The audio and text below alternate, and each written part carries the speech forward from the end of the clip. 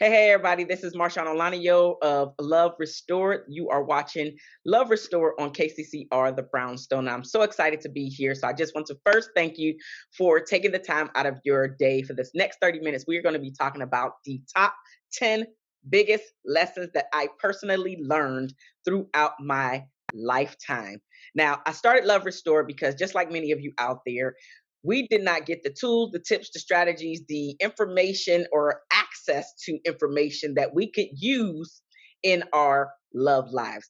Many of you that look like me have come from broken homes or have seen your parents either married and divorced. They might have married, divorced, and then got remarried as well as divorced. They may have never gotten married. Again, we have yet to have a lot of positivity around many of us. Did I say all? No, absolutely not all of us have experienced this, but plenty of us and enough of us have experienced broken homes where it has become an epidemic within our community. And so I started Love Restored to start imparting these tips, imparting these tools, imparting this information so you can no longer say that you don't have the information.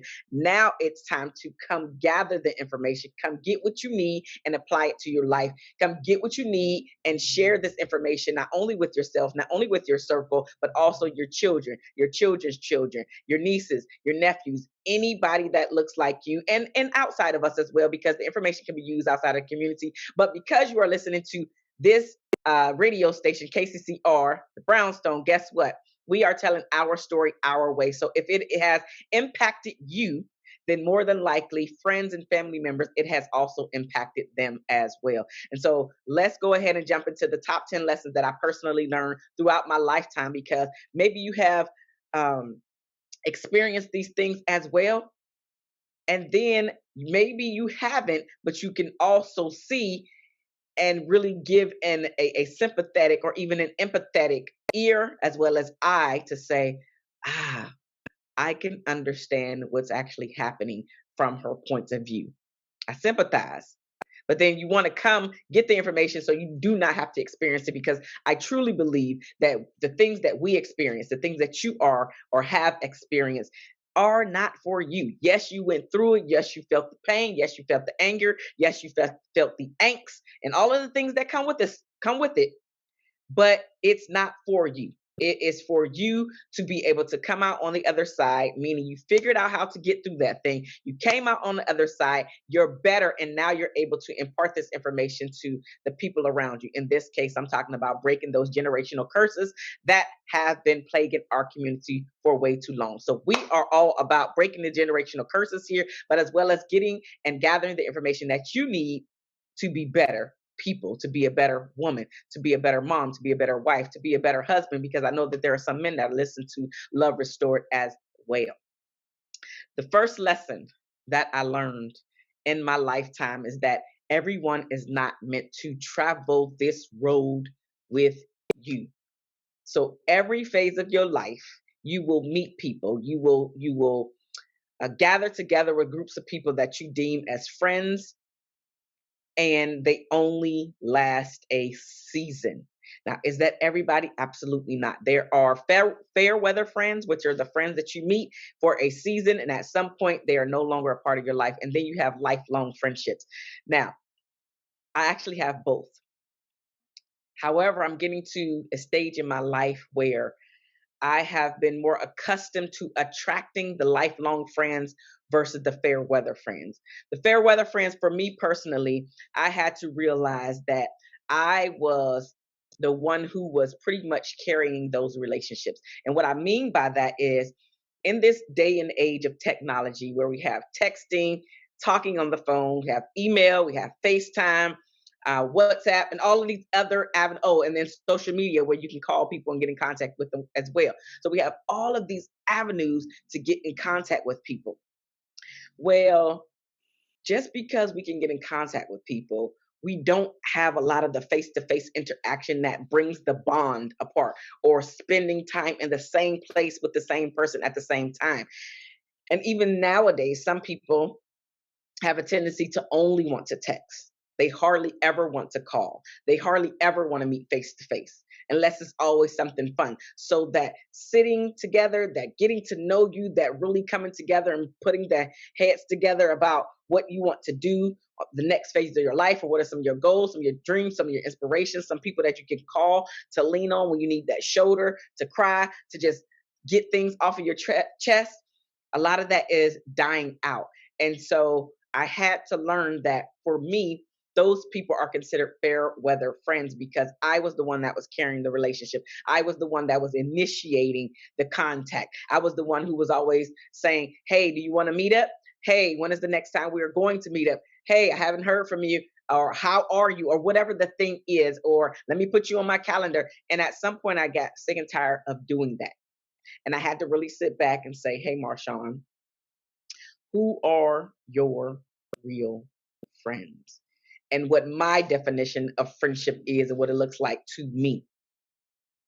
And my definition of friendship is somebody that I can call any hour of the night. You might not answer at the point that I need you, but you will absolutely call me back, figure out what was actually happening.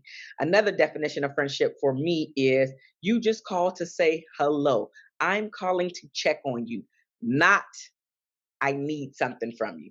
Hey, Marshaun, I know you talk about relationships. I'm actually going through something, but that's the only time I hear from you. Or, hey, I'm going through a hard time and you got your hand out because I've helped you before financially. And so now your hand is out a time too many. That's not a friend to me. It's too many times where your hand is out. A friend to me is somebody that I can call and vent to without the judgment, without the shame, without the guilt. Friendship to me is where I can take off my mask, because all of us have some type of a mask that we present to the world. Well, I don't want to present my mask to my friends. I want to be me. I want to be goofy Marshaun that's making jokes, that's laughing at everything, but I also can be serious when it's time to be serious. But I don't want to do that all the time. I want to be able to be free and be me. So those are a few things that I deem as friends and friendship. So if some of those actually match up to your definition of friendship, then you can really try to figure out who are your true friends in your life based off of your definition. The second lesson that I learned in life is that I had to love myself before I can even think about a man coming into my life and loving me the way that I needed to be loved. Because here's the thing, at the period of time where I didn't love myself, I would accept a piece of a man or even a piece of a person coming into my life. Because during some of that fair weather friendship that I just mentioned, when those people were not friends, I was allowing some people to treat me certain ways. And none of it was horrible from my standpoint. However, there was things that I should have corrected earlier on instead of allowing them to be spread out over time and me just allowing this frustration and anger to build up. I should have addressed some of those things early on, but I didn't. Right? So I had to understand that, Marshaun, if you don't love you, why would you think that anybody else is going to come in and love you better than you love you? They're not. They're not. So I had to sit with myself, figure out some things that I was doing wrong in my life, including the men that I was attracting to date, including the friendships that I was attracting to me, figure out why that was happening so I can start to correct those areas so that energy that I'm giving off to those people can cease to exist. So those types of people I no longer attract. And at this point, I no longer attract those type of people. I attract people that I consider to be friends. So I had to love me. If you have been following me for any amount of time, then you know that I've had low self-esteem about my skin. I was teased about my skin. Other things that I was teased about is my feet, but specifically my toes, right? My toes are pretty lengthy for them to be toes, right? And the thing that I had to realize is that those things that were brought up became an insecurity for me, which putting me in this box of you're not good enough, you're not worthy enough. Why would somebody want to be with you? You have to impart this beautiful thing, meaning my body. You have to give your body in order for people to accept you. In this case, men. You have to allow certain people to treat you a certain way in order for you to feel accepted into their circle or their clique. No, because guess what? If something doesn't sit right with me, I should be able to say that does not sit right with me and own it. But at the time, that's not what I was doing. The third lesson that I learned in life was that saying no is a complete sentence. I had to say no to keep my sanity in check. I had to say no because that's what made me happy, which was also making me healthy. I could not be or even continue to be the yes person. I had to realize that no is a complete sentence, that I do not have to explain my no if I don't want to. Now, if I feel like I want to, then I can, but I'm not explaining my no because I fear hurting your feelings, or I fear the guilt or the shame feelings that's going to come over me because of the way that I made you feel by saying no to you. I had to become more aware of what I needed. And then when it did not work out for me or what I wanted to do in that moment, be okay with my no. And understand that I still can't be a part of everything that is happening in life anyway. So saying no, I had to realize that no was a must for my sanity. The fourth lesson that I learned, ladies and gentlemen, was that being able to be alone by myself was the best thing that I ever done for me. See, I come from a large family where I am the fifth of seven siblings. So I was always around people my entire life. I was always around extended family my entire life. Then I joined the United States Navy at the age of 18. So I was around a whole lot of people then as well. And then right after that, I got married at the age of 21 around my husband all the time. So I was never around Marshaun. I was never really alone because even at the time when I was younger and I would kind of be in my room, I shared a room with one of my siblings. So I was never alone in the military, never alone. When I got married, hardly ever alone, other than us working apart and all that other stuff that comes with it. But I never really got a chance to understand who Marshaun was just by myself. Who was the real Marshaun? I had to say, Marshaun, stand up. I had to figure all of that out. So me being alone and being able to sit in a space all by myself was the best thing I did for myself because I was able to hear me. I'm so used to hearing all of these voices because when you're in a household of 7 children plus 2 adults, so that's 9 people, and then I also grew up with one of my first niece. So what is that? That's 10 people in one household. It's a lot of noise all the time. So after going through all my entire life until I was 27, so at the age of 27, I finally got to hear only my voice. And that's when I really honed in on who me, Marshaun, was. That was the best gift I gave to myself because then I could make my own decisions. I could walk my own path. If there is not a path, I can create a path. I don't have to worry about what other people think I should do. I can make my decisions about the life that I want to create and be a part of. I was able to say, you know what? I don't want to move back home. Because at the time, I was getting a divorce And my parents were like, she was telling all my siblings to call me and say, move back home. And I had to make a decision. At the time I was working on my bachelor's degree, I was not done. And if I moved away, pretty much I would have to start all over. So this is years wasted. And I was like, nah, I'm not doing that. And of course, this did not sit well with my mom because I didn't know anybody in the city other than my husband. And a few friends that I made, but I didn't know anybody but him. So she was like, what? You not moving back home? And I was just like, that's an emphatic no. And I had to stand on that, in that. That was my decision. That was my voice. It was my choice. And I had never done that because there was so much going on in my entire life with all of these people around me all the time. So from the day I'm born until 27 is when I finally start to really get to know me. And that was the best thing I could have done for myself.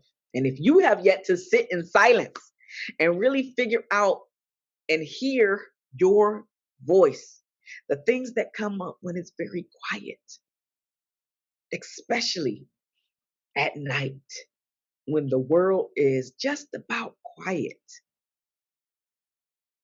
this is when a lot of people do harmful things to themselves. And you can take harmful however you want to take harmful. But if you notice, a lot of these things that happen, the bad stuff that we do to ourselves, as well as get in, usually happens at night. And it's because a lot of people don't want to deal with the voices that they hear, the stuff that comes up in their mind. It starts to drive people crazy, and then they go out there and get themselves into trouble by doing dumb stuff. The things that they're going to feel guilty about later on, and the things that they're going to be ashamed of for doing later on. These are the things that get people in trouble. And I hope that it doesn't get you in trouble. We got to be able to deal with this stuff. It was the best thing that has ever happened to me. The gift that I gave myself by just sitting in silence and being alone with myself and being alone with my thoughts, and then actually figuring out why I had these thoughts about the stuff that comes up when it's quiet. You got to deal with your stuff too. This is how you start to get the healing that most of us need to get, by dealing with the stuff that's coming up. Because when you're so busy, you can't hear yourself. You're just going from one thing to the next thing to the next thing to the next thing. You got to be able to sit still. And that sitting still in the beginning may just be 2 minutes, and then increase to 5 minutes, and then maybe 7 minutes, and then maybe like literally incremental. So you can get used to being by yourself in silence. So a lot of the answers that you have questions to can get answered during this quiet time.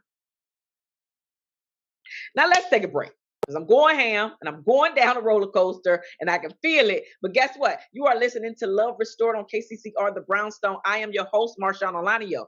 If you have yet to download the apps on all of your smart devices, and I implore you to do just that. That is how you're going to be able to keep up with all of the personalities here on the Brownstone Worldwide. If you have yet to visit the website, visit it, brownstoneworldwide.com.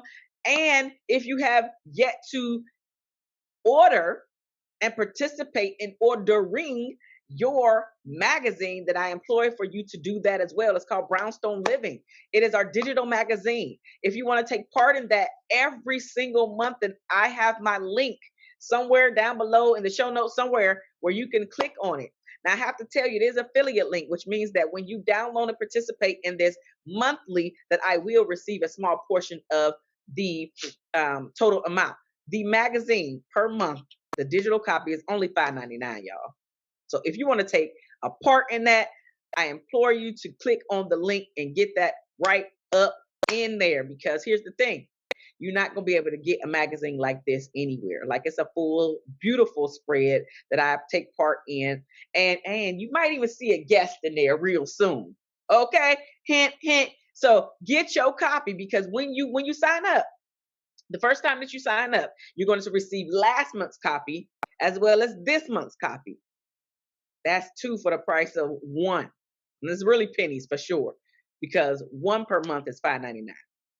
All right, so go ahead and check that out as well. Now let's jump into, or I should say, continue with lesson number 5. When I recognize that my worth was a game changer in this thing that I call my life, I had to realize how worthy I am here now. The person that I am becoming, that I am showing up as, and the person that other people get to see as the go-getter. I am worthy, and I had to deal with the insecurity of all of the stuff, the junk that other people was trying to put on me, allow all of that stuff to roll up off of me.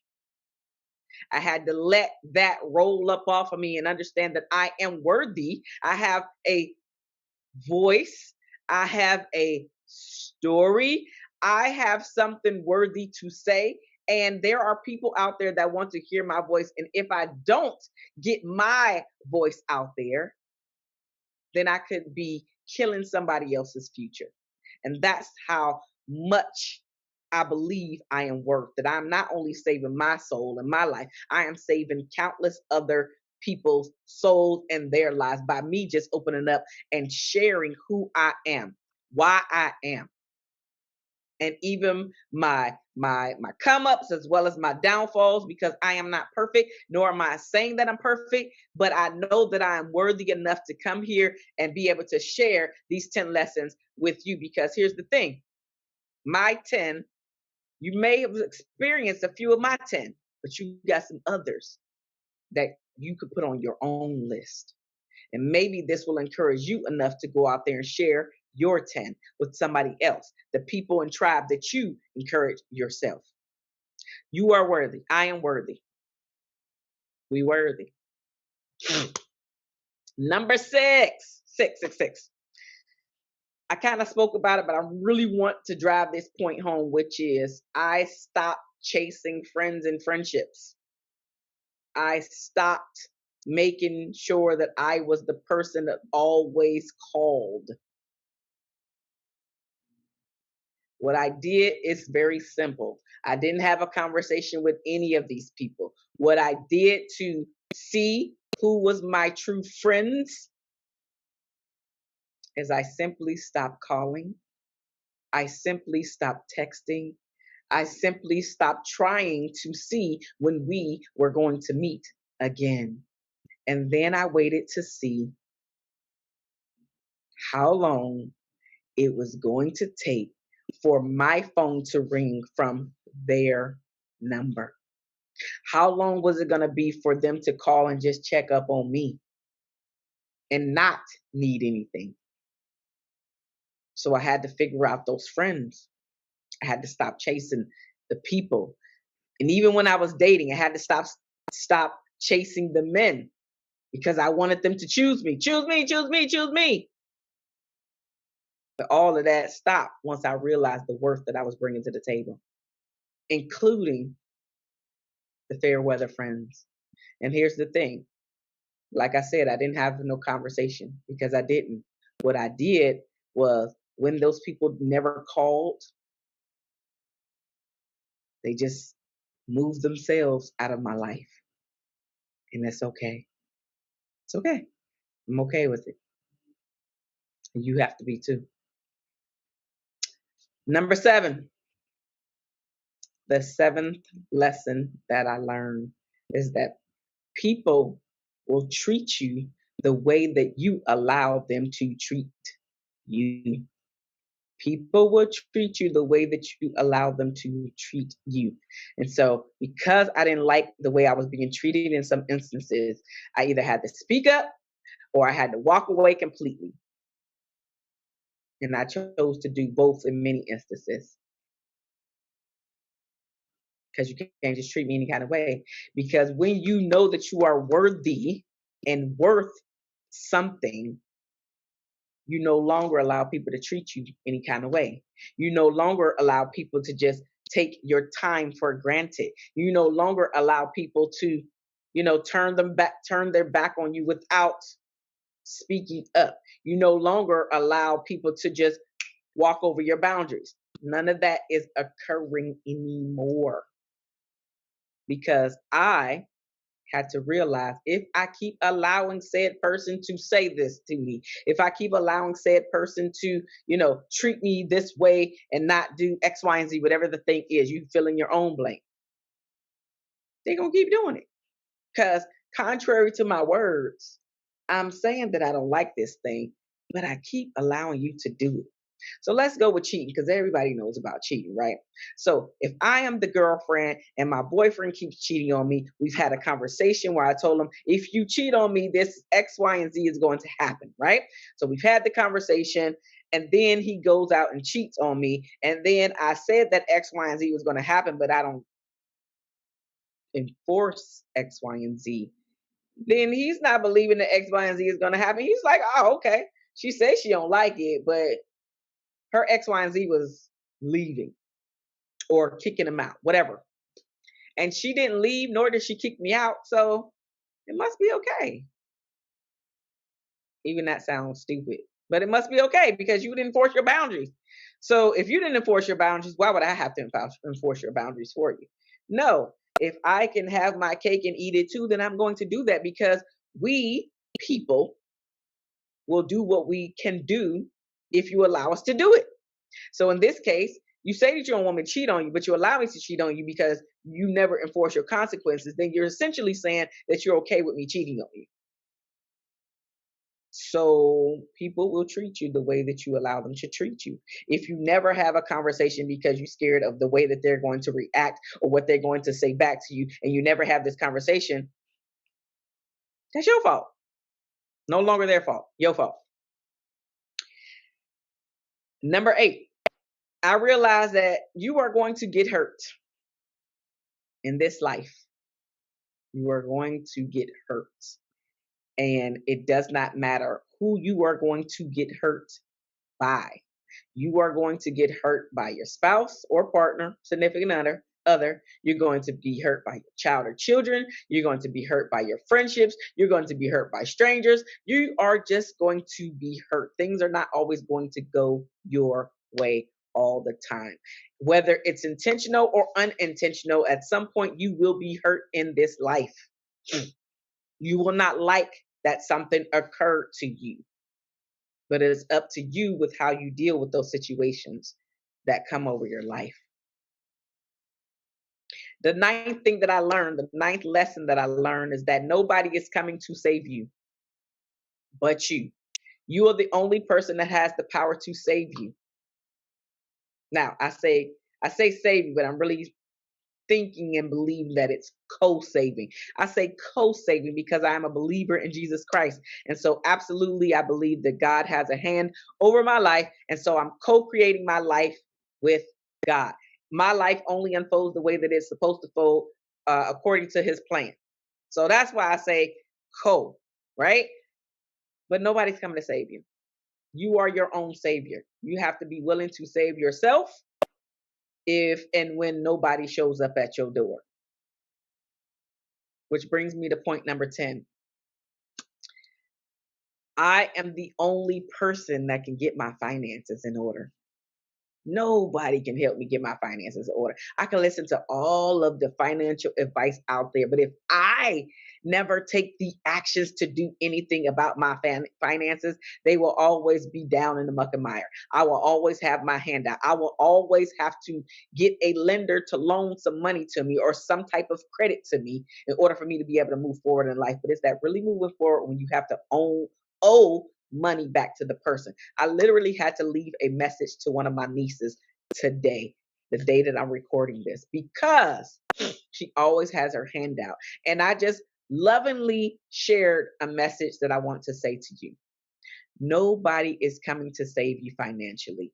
Go through your go through, which is if you are broke, stop asking all these people for money. Stop going to get credit cards. Stop going to get loans because guess what? Soon as you get the next paycheck, you are broke again because now you got to pay off all these lenders. And guess what? You are in the cycle once again. We have to grow up and take ownership for our own lives and the way that we are living our lives, financially included. I could have said something about physically. It's a lot of lessons that we learn in life. These are my top 10 lessons. Now, I want to hear what some of your lessons are. And just thank you for being here for these 30 minutes because you could have been anywhere. But instead, you decided to be here with your girl, Marshaun Olaniyan, on Love Restored with KCCR Radio.